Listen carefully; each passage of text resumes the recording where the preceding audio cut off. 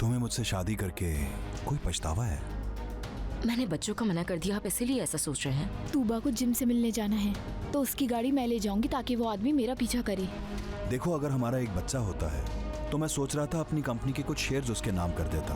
अगर हमारा बच्चा नहीं हुआ तो आप मुझे शेयर्स नहीं देंगे क्या? क्या आप मुझे बच्चे के एवज रिश्वत के तौर पर ये देना चाह रहे हैं? इतने पैसे आखिर मैं किससे मांगूंगी?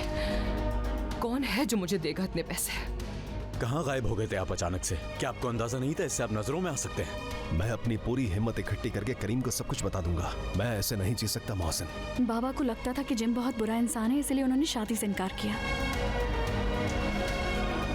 तूबा, सुल्ताना खड़ी है बाहर। देखिए ड्रामा सीरियल इश्क एक गुनाह रोजाना रात 7 बजे सिर्फ ऑन टीवी पर।